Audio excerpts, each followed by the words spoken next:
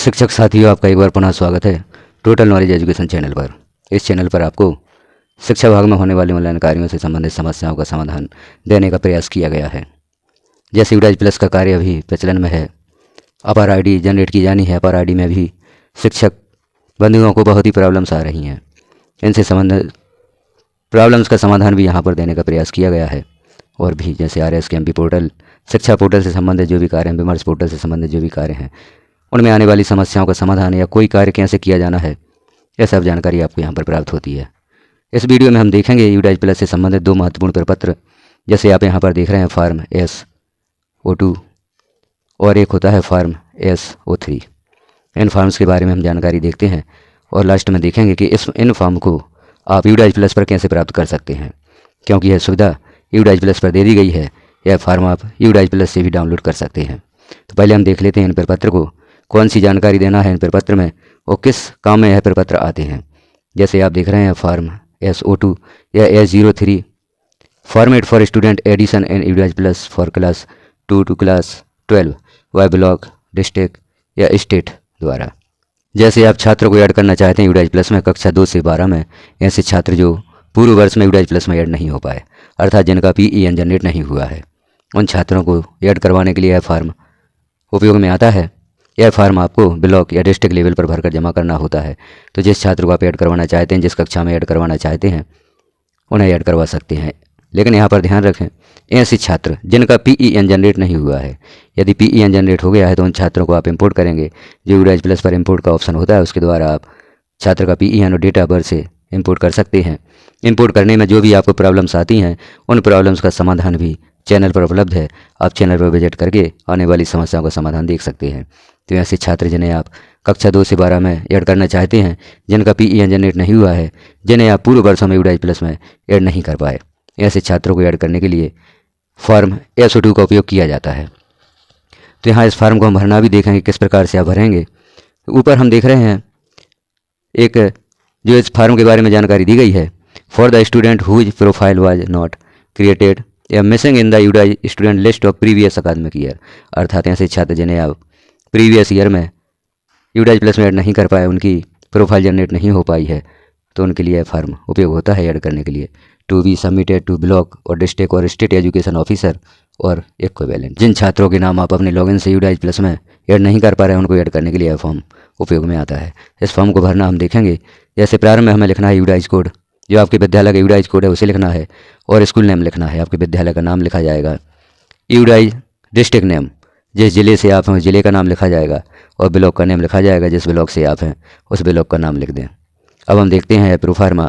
तो serial number, class या section, serial number, जैसे पहला छात्र है तो सीरियल नंबर 1 लिखेंगे। क्लास सेक्शन, जिस कक्षा में आप छात्र को ऐड करवाना चाहते हैं उस कक्षा को यहाँ पर लिखा जाएगा।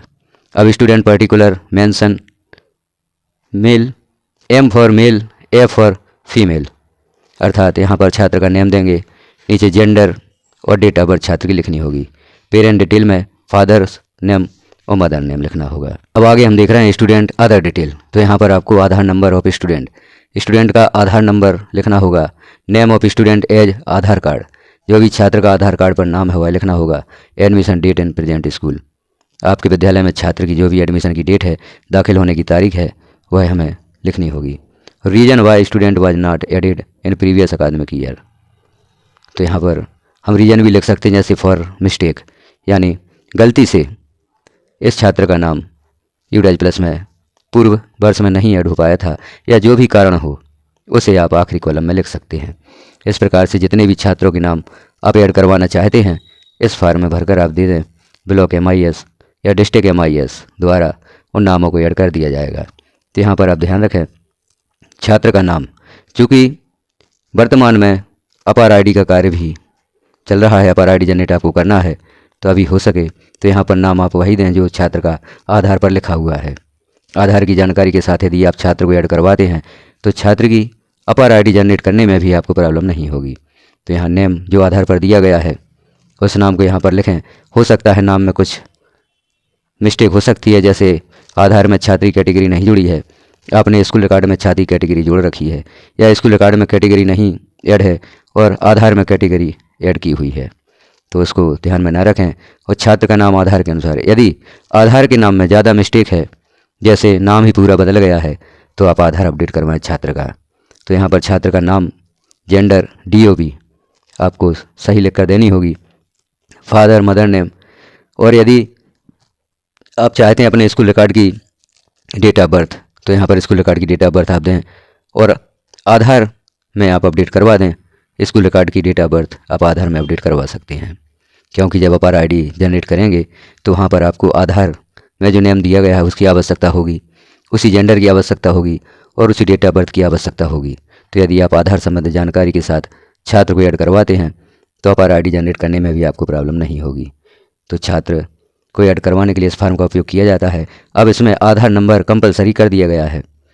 जो पूर्व में फार्म SO2 था उसमें आधार नंबर नहीं मांगा जाता था, लेकिन अब यहाँ पर आधार नंबर भी कंपलसरी कर दिया गया है। यह किस लिए किया गया है कि यदि हम छात्र के आधार के साथ छात्र को ऐड करते हैं तो यदि छात्र का PEN जनरेट हो चुका है, छात्र का आधार किसी अन्य PEN पर ऐड हो चुका है, तो यहाँ पर जानकारी शो हो जाती है कि इस छात्र का आधार किसी अन्य विद्यालय में ऐड किया हुआ है। तो छात्र की डबल एंट्री होने से बच जाती है और छात्र के 2 PEN जनरेट नहीं हो पाते, क्योंकि अधिकतर प्रॉब्लम आ रही है कि कई छात्रों के 2 PEN जनरेट हो गए हैं, एक PEN को इनएक्टिव कर दिया गया है, उसमें आधार वेरीफाई हो चुका है। अब छात्र किसी अन्य विद्यालय में गया है, वहाँ पर नया PEN जनरेट कर दिया गया है, तो वहाँ अब छात्र का आधार ऐड नहीं हो पा रहा है। तो इन प्रॉब्लम से बचने के लिए यहाँ पर आधार को भी ऐड किया गया है। आधार की जानकारी के साथ आप छात्र को ऐड करवाएँ। तो ऐसे छात्र जो विगत वर्षों में आपकी UDAG प्लस में ऐड नहीं हो पाए हैं, उन छात्रों को ऐड करने के लिए यह फार्म उपयोग में आता है। अब नीचे हम देख रहे हैं head of the school detail. यहाँ पर जो आपके विद्यालय के हेड हैं उनकी डिटेल देना, उनके हस्ताक्षर, नेम और सील। और साइड में लिखा हुआ है ब्लॉक एजुकेशन ऑफिसर और इक्विवेलेंट, उनके सिग्नेचर, नेम, डेसिग्नेशन, सील और डेट के साथ तैयार करके यह फॉर्म अपने ब्लॉक MIS या डिस्ट्रिक्ट MIS के पास जमा कर दें। स्टूडेंट का नाम आपकी UDAG प्लस में किसी भी कक्षा में ऐड कर दिया जाएगा। ऐसे छात्र जिनका PEN अभी तक जनरेट नहीं हुआ है, वह छात्र किसी भी विद्यालय में दर्ज नहीं थे, उन छात्रों को आप इंपोर्ट नहीं कर पा रहे हैं, उनकी न्यू एंट्री ही होगी। तो ऐसे छात्रों के लिए फार्म SO2 का उपयोग किया जाता है। इस फार्म को आप डाउनलोड कैसे करेंगे, हम वीडियो को लास्ट में देखेंगे कि UDAG प्लस से इस फार्म को कैसे डाउनलोड किया जाए। अब हम देखते हैं एक और आवश्यक फार्म जो होता है फार्म SO3, वह किस लिए उपयोग किया जाता है। अब यहाँ पर हम देख रहे हैं फार्म SO3। यह फार्म किस लिए है? Format for student name change, class change and other basic detail change in UDAG plus SDMS। अर्थात यदि आप छात्र का UDAG प्लस में नाम चेंज करवाना चाहते हैं, कक्षा बदलना चाहते हैं और किसी बेसिक डिटेल में आप चेंज करना चाहते हैं, तो इस फार्म का उपयोग आप कर सकते हैं। जैसे छात्र का नाम स्कूल रिकॉर्ड में आपको चेंज करना है, क्योंकि अपार ID जब आप जनरेट कर रहे हैं तो यह सबसे बड़ी प्रॉब्लम आ रही है कि छात्र का नाम जो स्कूल रिकॉर्ड में है वह आधार से मैच नहीं हो रहा है, तो आप अपार ID जनरेट नहीं कर पा रहे हैं, क्योंकि अपार ID में जो जानकारी है वह आधार के अनुसार देना है। अब आप छात्र का नाम चेंज करवाना चाहते हैं, जो छात्र की प्रोफाइल में सबसे पहले छात्र का नाम लिखा होता है student name as per school record, उसे चेंज करने के लिए आपको फार्म SO3 की आवश्यकता होती है। या छात्र की क्लास मिस्टेक से कोई अन्य दर्ज हो गई है, तो छात्र की कक्षा आप बदलना चाहते हैं तो कक्षा को भी यहाँ से बदला जा सकता है, और छात्र के आधार संबंधी जानकारी को भी यहाँ से बदला जा सकता है। क्योंकि आप छात्र का आधार जब तक वैलिडेट नहीं करते तब तक आप छात्र की क्लास चेंज कर सकते हैं और छात्र के आधार संबंधी जानकारी में भी सुधार कर सकते हैं। छात्र की डेट ऑफ बर्थ भी चेंज कर सकते हैं, लेकिन एक बार आधार वेरीफाई हो जाने के उपरांत ना तो आप छात्र का आधार चेंज कर सकते हैं, ना छात्र की डेट ऑफ बर्थ चेंज कर सकते हैं। उसके लिए आपको फार्म A03 भरकर अपने ब्लॉक MIS के पास जमा करना होता है। उनके द्वारा विभिन्न जानकारियों में सुधार होता है, जैसे student name as per school record. इसे चेंज करने के लिए फार्म SO3 की आवश्यकता होगी। छात्र की डेट ऑफ बर्थ भी आप इस फार्म को भरकर चेंज करवा सकते हैं। छात्र का जो जेंडर है उसे भी चेंज करवा सकते हैं। तो इन जानकारियों को आप ब्लॉक MIS के द्वारा इस फार्म को भरकर सुधरवा सकते हैं। अब हम देखते हैं इस फार्म में आप कौन कौन सी जानकारियाँ भरेंगे। तो सबसे पहले आपको UDAG कोड लिखना होगा, जो आपके विद्यालय का UDAG कोड है। स्कूल का नाम लिखना होगा, आपके विद्यालय का नाम जो है वह लिखना होगा। जिस ब्लॉक से आप हैं उस ब्लॉक को UDAG ब्लॉक में लिखना होगा, और डिस्ट्रिक्ट, आप जिस डिस्ट्रिक्ट से हैं उस डिस्ट्रिक्ट या ज़िले को यहाँ पर लिख दें।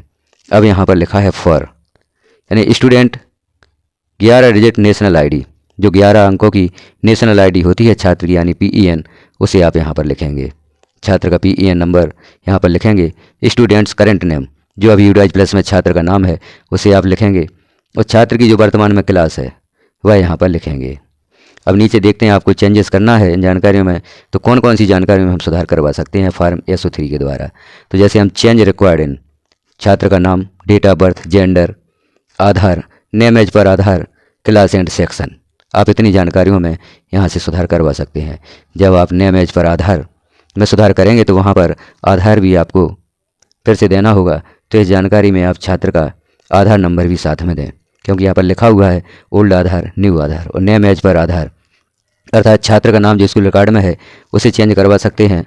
छात्र की डेट ऑफ बर्थ भी चेंज करवा सकते हैं, क्योंकि छात्र का जो नाम स्कूल रिकॉर्ड में है उसे तो आपको इस फॉर्म को भरकर ही चेंज करवाना होगा। छात्र की date of birth, gender, Aadhaar, name as per Aadhaar, class section, जब तक आप छात्र का आधार वेरीफाई नहीं करते तब तक इन जानकारियों में आप सुधार कर सकते हैं, डेट ऑफ बर्थ से लेकर क्लास एंड सेक्शन तक। लेकिन एक बार छात्र का आधार यदि आपने वेरीफाई कर दिया है, छात्र के नाम के साथ ग्रीन टिक आ गया है, तो उसके बाद आप इन जानकारियों में सुधार नहीं कर पाते। तो छात्र का आधार वेरीफाई होने के उपरांत आपको फॉर्म SO3 भरकर अपने ब्लॉक या डिस्ट्रिक्ट MIS के पास जमा करना होगा। तो इन जानकारी में सुधार कर दिया जाएगा। जैसे आप नाम सुधरवाना चाहते हैं तो पहले आपको ओल्ड नेम लिखना होगा, जो नाम आप सुधार करवाना चाहते हैं उस न्यू नेम को लिखना होगा। इसी प्रकार से डेट ऑफ बर्थ की जानकारी, जेंडर की जानकारी, आधार की जानकारी और नेम एज पर आधार और क्लास सेक्शन, इनमें सुधार करवा सकते हैं। फॉर्म S03 का यह उपयोग होगा। नीचे हेड ऑफ स्कूल और detail of block education officer और इक्विवेलेंट, इनके साइन करवा कर आप ब्लॉक या डिस्ट्रिक्ट MIS के पास यह फॉर्म जमा करेंगे, जानकारियों में सुधार कर दिया जाएगा। तो ये दोनों फार्म बहुत ही महत्वपूर्ण हैं। इन फार्मों का यूज आप जो जानकारियाँ बताई गई हैं उनके लिए कर सकते हैं। अब हम देखेंगे यूडाइज प्लस पर आप इस फार्म को कैसे प्राप्त करेंगे, क्योंकि यह सुविधा यूडाइज प्लस पर ही दे दी गई है। आपको कहीं से भी इन फार्मों को लेने की आवश्यकता नहीं है। यूडाइज प्लस पर आप इन फार्मों को प्राप्त कर सकते हैं। इन दोनों फार्म को प्राप्त करने के लिए या डाउनलोड करने के लिए आपको किसी ब्राउज़र पर सर्च करना होगा यूडाइज प्लस।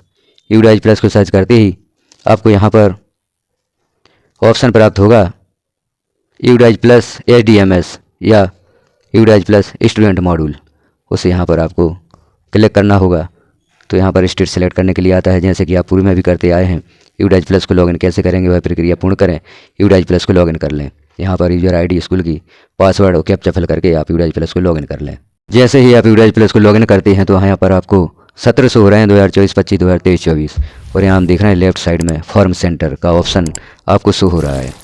तो आप फॉर्म SO3 और SO2 फॉर्म सेंटर पर क्लिक करके डाउनलोड कर सकते हैं।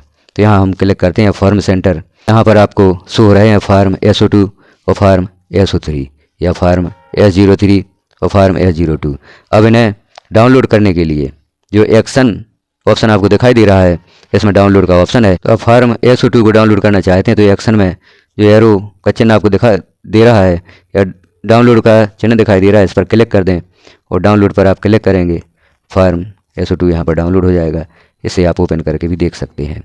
तो यहाँ पर आप देखें फॉर्म SO2 हमने प्राप्त कर लिया है। अब यह आपके मोबाइल या टैबलेट की माई फाइल में सेव हो जाता है, इसका प्रिंट आप प्राप्त कर सकते हैं। अब हम देखते हैं फॉर्म SO3 भी किस प्रकार से आप यहाँ से डाउनलोड करेंगे। तो फॉर्म सेंटर को हम पुनः क्लिक करते हैं और फॉर्म SO3 के सामने जो एरो बना हुआ है डाउनलोड का चिन्ह है, इसे आप क्लिक कर दें। डाउनलोड पर क्लिक करेंगे, यह फॉर्म ही डाउनलोड हो जाएगा और यह आपके मोबाइल या टैबलेट की माई प्रोफाइल में सेव हो जाता है। इसका प्रिंट आप वहाँ से प्राप्त कर सकते हैं। तो इस प्रकार से हम दोनों फार्म को प्राप्त कर सकते हैं। आपने यहाँ पर देखे दोनों फार्म के क्या उपयोग हैं। इन फार्म को हमने देखा ग्रुप पर मांग करते हैं, तो इन्हें किसी से लेने की आवश्यकता नहीं है, क्योंकि यूडाइज प्लस पर यह सुविधा प्रदान कर दी गई है। जैसे आपने देखा इस प्रकार से हम इन दोनों फार्म को प्राप्त कर सकते हैं। तो आप इन दोनों फार्म को यहाँ से डाउनलोड करें और जो भी आपकी समस्या है इस फार्म में भरकर अपने ब्लॉक MIS या डिस्ट्रिक्ट MIS के पास जमा करें और जो भी मिस्टेक्स हैं छात्र के रिकॉर्ड में उनमें सुधार करवा सकते हैं। तो जानकारी आपको कैसी लगी एक बार कमेंट में अवश्य बताएं। चैनल पर पहली बार हैं तो चैनल को सब्सक्राइब कर लें, वीडियो को लाइक करें, अन्य साथियों तक शेयर करें, ताकि यह महत्वपूर्ण जानकारी सभी को उपयोगी सिद्ध हो और उन्हें भी यह जानकारी प्राप्त हो सके। वीडियो को लास्ट तक देखने के लिए आपका धन्यवाद।